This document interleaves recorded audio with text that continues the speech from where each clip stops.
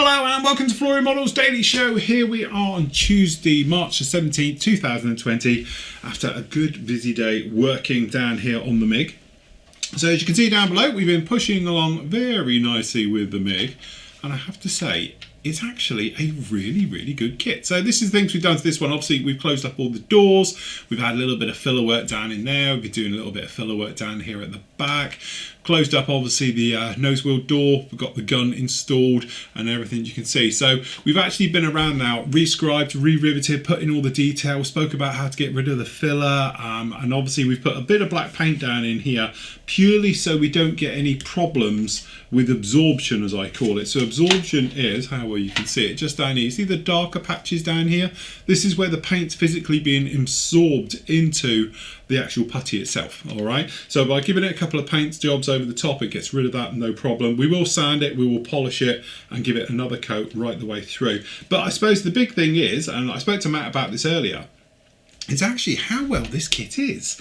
It's one of these things. I've had 3 versions of it down in there. We've had both the normal fighter version, the ground attack version, and then obviously I got hold of the Bednar version of it as well, the redone, which is what we're using for this one.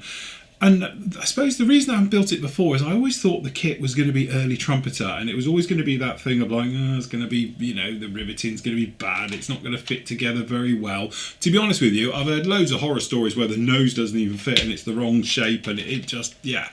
So it's that thing in the back of the mind, you're thinking, do you know what, there's far more things going against the kit than there actually is for it. So that's why I've always put it somewhat on the back burner.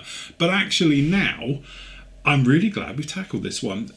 Truth is, the recess detailing and riveting is absolutely beautifully done, totally in scale. Fit hasn't been perfect, but some of these fit issues we've caused ourselves, i.e. because we wanted the blowing doors to be sealed up and done, so we've had to close them up. The main gear doors as well, so we've had to do with that as well. By doing that, I think I adjusted somewhat the way that the actual box system went down on the top. Again, it was only a couple of swipes with a sanding stick to fix it. The main problem is these little gaps down the side here. And again, I think if I'd spent a little bit more time just playing with it, test fitting it, perhaps gluing one side then the other, I wouldn't have had the fit I did have. At the end of the day, I had to get in there with a filler and we did a proper filler job on it too. Same with this up on the top here as well. I think we spent a little bit more time just with the finesse with it.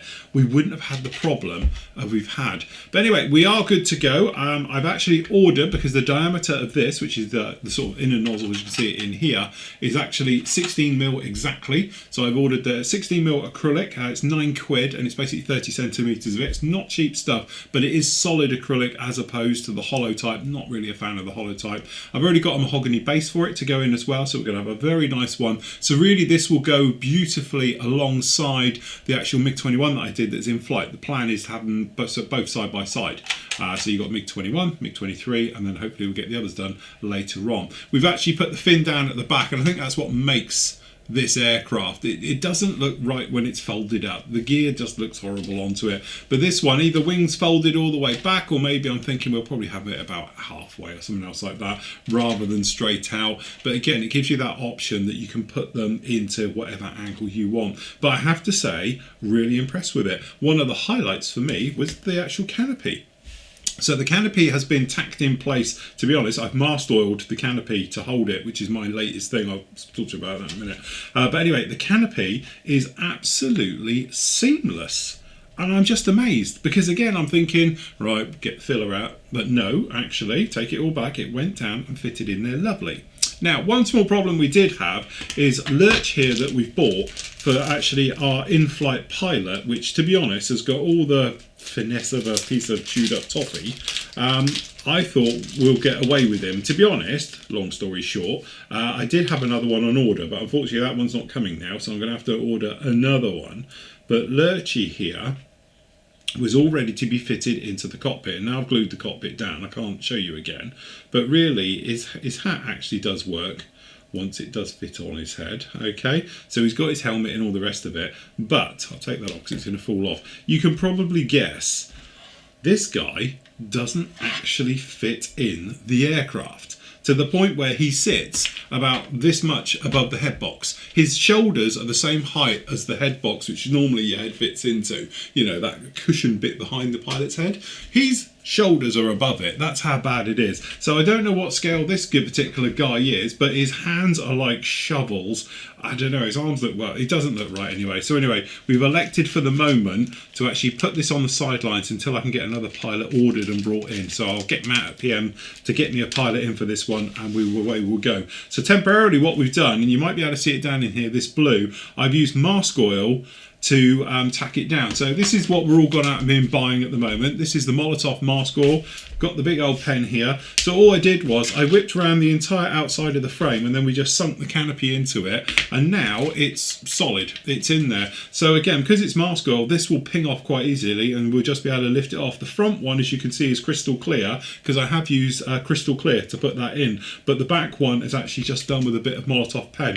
And in theory, if it was all painted up, you could just put it down with this stuff, because it's got a really, really good bite. It's very, very rubbery. I'm not saying it'll last forever, but for a temporary measure of putting in clear parts, this thing is absolutely fantastic. So that's another use for it, attaching clear parts down and stuff like that. Because although this stuff dries blue and not clear, it does a great grip job. So as you can see, the blue bits on the sides of the cockpits up here, to be honest, is where I just did the fill-in job. And again, originally I was going to get this out and we were going to brush it on, but it's a big old brush. And also trying to get this to mix in the bottom, as you can see, it's two different colours, is a nightmare, because this, couple of shakes, on we went, put it down, and it worked a treat. So I found another use for it now for putting down your clear parts. Even though if it is sort of temporary job, it might last even full time. If you're going to paint over the top of it, I think it'll probably hold it in place.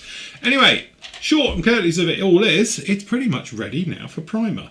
So what we're going to do is just going to let these sit in, these ones on here. We'll give it another light sand just over it, just to polish them up, make sure we're all good with it. If it is, then we're going to pop in then, get the front canopy painted up, pre-painted with obviously the green colour, so it shows through from the inside, you know what I mean. Do all of that one, and then obviously we'll get it into primer, and then we can start thinking about turning it into Tony the Tiger. So, but again, I have to say, hats off. This is one of those ones I have to eat a little humble pie, and I actually enjoy doing this. I'm the first one to stick my hand up when I'm wrong, and this is definitely one of those cases. I thought this kit was going to be a bit of a dog, if I'm honest. It's not. It's actually a very, very nice kit. It's coming together very, very nicely. Speaking of dog of kits and all the rest of it, if you didn't see it yesterday, I put up onto the site, Nathan has done a fantastic video down here all about, can't play it from there because it's a wrong screen, all about the Revel Tornado. Okay, so the great thing about this is that Nathan's done a little bit of obviously an intro into it, but he takes you step by step, literally right the way through of all the problem areas that are going to be on the Tornado. And let's face it, it does have a few. And Nathan is a fantastic teacher. He does a really, really good job at this. Okay, and if we just fast forward, excuse me, Nathan. Okay, he shows you about how to put it together in not the correct order as per the instructions, but what makes it for the best grip. And if I just zip along here, I've watched it twice now. I think it's great. Like Nathan, I could watch for hours. Somebody said in there, Nathan can replace me. He can. I'm going to retire.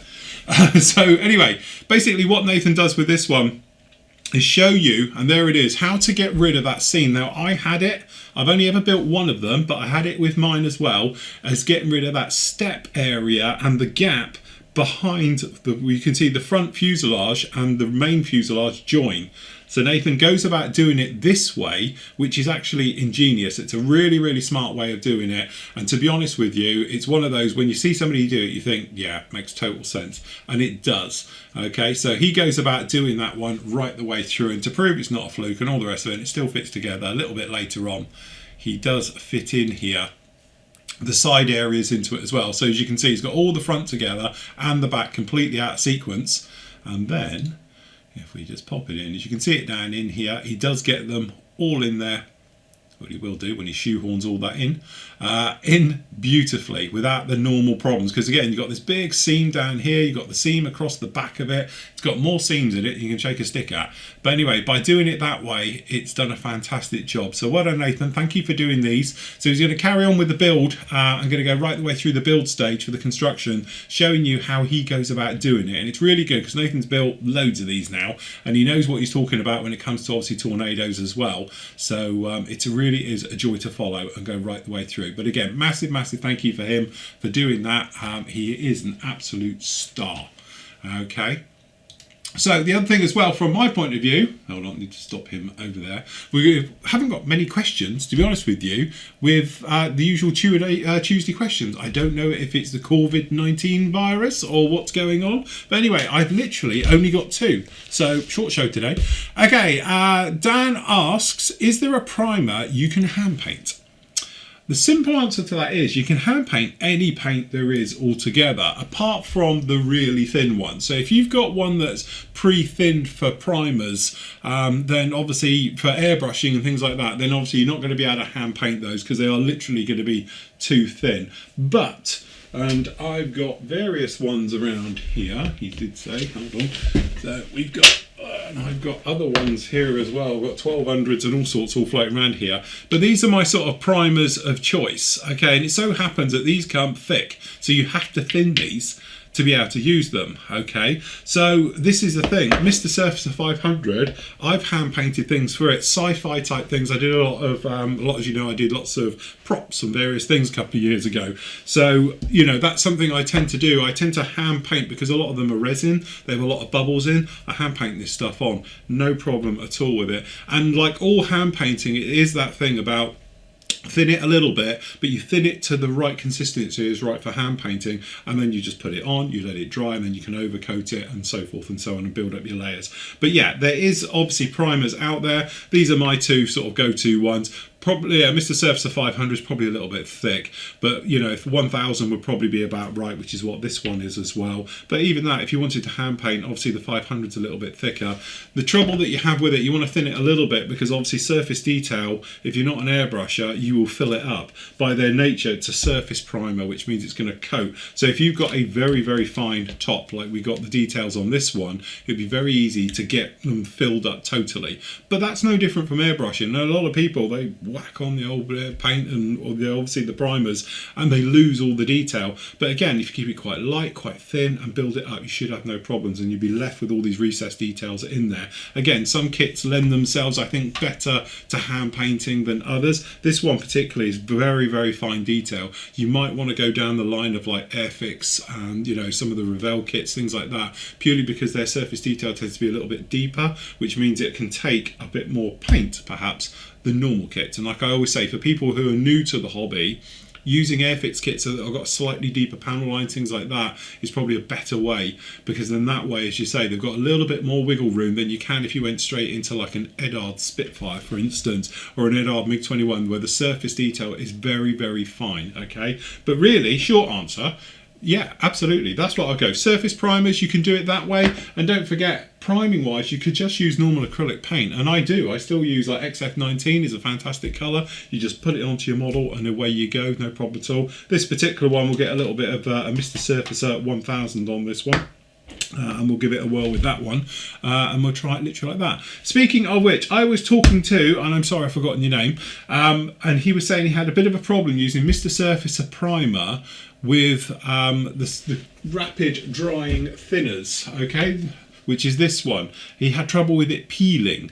Now, as I said, I haven't had the problem, and to be honest, I'm on to my, 5th or 6th model now where I've used that particular combo and never had a problem with it. But he did have a couple of nasty experiences with it. So if you've had a nasty experience with it as well, let us know, and we can get a bit of an opinion going on if this is the right stuff to use. I say, I haven't, he has. 1-1. Take it from there, people. So away you go. Have a go with that one. Right, okay, next up, Alan says, don't forget to remind everybody to drain their tank, which is a good point because I haven't done mine for a while, and just for giggles, I thought it would be fun to see mine in action being horrendously grubbed up, and I'm just hoping it's going to reach. So, when we say about emptying your tank, we're not just on about this bit here, which is your water trap, which I'm hoping you guys might be able to see that. So this is just a protective cover. So I don't know how well you can see that. I'll tell you what, I'm going to play camera mates. It's an important one to see. But I haven't noticed that before, purely. But this is what we're talking about. You see, I've got, in the actual moisture trap, rusty water, which is definitely not a good thing to get. This is totally genuine. I haven't set this up. I haven't even looked at it. And this is the first time I've looked at it. And there we go. We've got rusty water. in our tank. So yeah, that's not boding well. This all down here is just what I have emptied it before, okay, but that, to be honest, is not good. So first of all, what we're going to do is we're just going to blow this out just to see what's in here. So you've got a little, usually a little thing on the inside. I'm trying to do it so you can see as well. Okay, see the water? That's what's coming out. That's not good. Okay, so this is showing in here. We've got rusty water in the actual moisture trap. So we're going to try and blow this through as much as we can. Okay, so that's not you know what's going to happen. This is going to get messy very, very quickly with this one. I'll just turn my thing round. So the moisture trap is one thing. The draining trap is under here. Okay, hopefully you can just see under here. All right, so what we need to do now is empty that. And this is where you always do it. Nowhere where it's going to get dirty. Grab yourself a load of this. Okay, right, let's just make a pad. Okay, so what you do, you've got plenty of air in there. We're just going to grab this and we're going to unscrew it a little bit.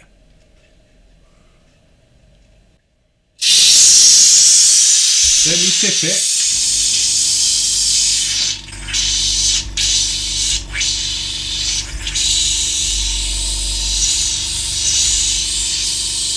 So we're leaving it running, so it's blowing out the crud.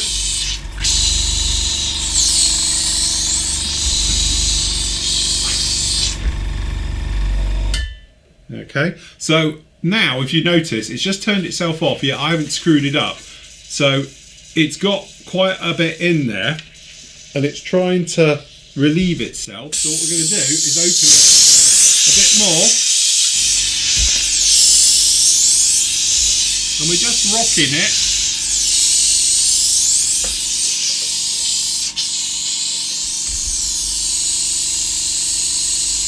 Okay, what I'm going to do.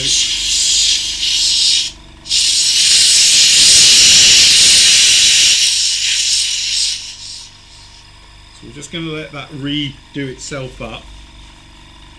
But you can probably see already under here, that's not nice. Okay, I'm just going to let this go up, and then what we're going to do is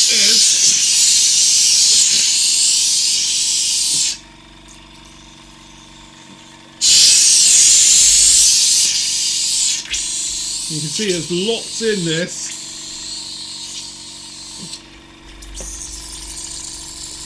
And that's why I know there's quite a bit in it, because obviously it's in the moisture trap.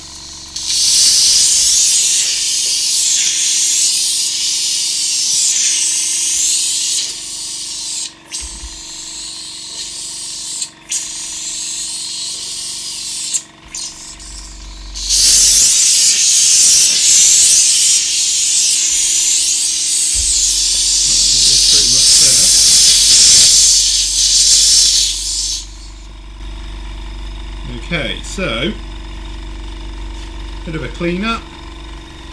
Just stick that over there. Okay, so let him tackle himself up. There we go. And that is that. As you can see, that's proper gone all the way through on that one. So that is why, boys and girls, we empty our moisture tank. So when was the last time I emptied mine? 6 months. Sorry. Yes, probably it was about 6 months ago. So you should do it every month. Now you know this bit where I say, you know, literally do as I say, not as I do. This is a classic example. You shouldn't, because what's happened now is I've got moisture up in here, which is a bit of a pain because it's rusty. And it's rusty water that is, in theory, one step away of coming out of my hose. So there is a method to the madness in this. And if I just turn this off a minute, wherever the on-off switch is, turn it off and I turn it on and off on the switch. That'll be it then. So what I'm going to do is we'll see if we can off drain this. So what you do what we're going to try and do is unscrew the hose and then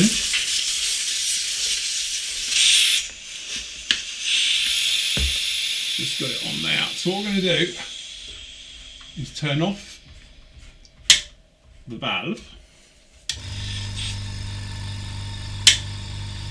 Okay. So I've got my finger over the end of it, and what we're going to do is we're going to dump the entire air pressure out, and what it should do is just blow it right the way through.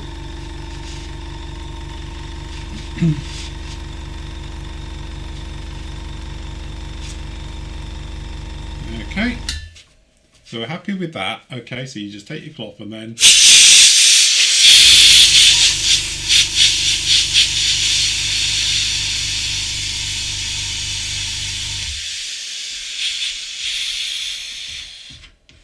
okay, so that's better. So if there was anything in the top half, hopefully you've hoofed that through, and then what we'll do is we'll literally just try and blow this out a bit more. Give it a birthday.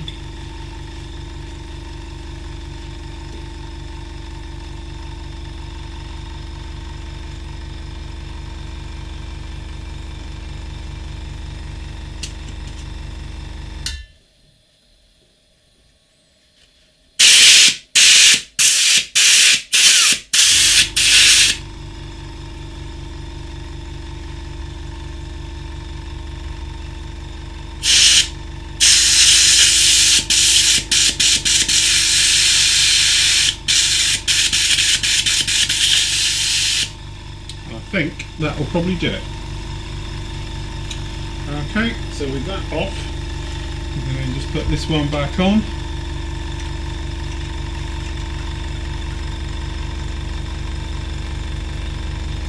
Okay, we can release the pressure back into the system, and with mine I just run my max because I'm running it through a Mac valve anyway. And there we go, cleaned it, done it. And as I say, look, I haven't even sprayed it everywhere, which is amazing. So what you're doing now, you're just listening for leaks. Can't hear anything, so you're looking for any hissing or anything else like that, just to make sure everything's in and you're tight and all of those. Let's get a little bit loose, there we go. And stuff, and you're good to go. But this is one of those, I do this so you guys don't have to. As we said before, we have had it. Steve had a leaky tank once where it was actually had a split. So this one isn't so bad. It has, I think the seal is in the middle, but also it's got like a rubber thing around it. But you're just checking to make sure that all the seals, all the areas, there's no cracks. And generally you're looking to make sure there's no corrosion on the outside of the tank. Inside of the tank, obviously we can't see, all right? But you're just making sure that you can't hear anything. It's deadly quiet and you're all good to go, all right? And I think we're okay. We should be fine in that one. And there you have it. So there you go, people. Go home. Check it, coronavirus, and make sure your tank isn't leaking, because otherwise you could be in a situation like that. And that's why, to be honest, I don't like those too much, because you can't see what's going in there. I prefer just the clears. I know where they have it, because in case it goes bang, you don't get covered in bits of plastic on your leg. Okay, but from our point of view, it's in there and it's tucked out of the way. That's the only downside really to having a compressor like I have mine in a cupboard that's down out the way. I can't see what's going on with it, so you can't check it from day to day just to make sure it's all okay and stuff like that, but really you should. Anyway, there we go. Right, we've got a little bit of a special coming up for you tomorrow. We've actually got, me and Matt have got obviously our normal Wednesday live show with you, as always between 2 and 3. But what we're going to do, we're going to carry on for another hour painting the Buccaneers. So it's a bit like our COVID-19 experience, okay, to join you guys who are all stuck at home and stuff like that over the next few weeks. Hopefully we can keep you a little bit entertained. I intend to start on with a project of one of mine that I've been wanting to do for a while now, so I'm going to get that one out. That's going to be a live build as well, doing it each afternoon and stuff like that as we make our way through. But anyway, hopefully everybody is staying well, stay isolated and everything else you've got to do, and clean out your tank. So till tomorrow everybody, happy modelling. Take care.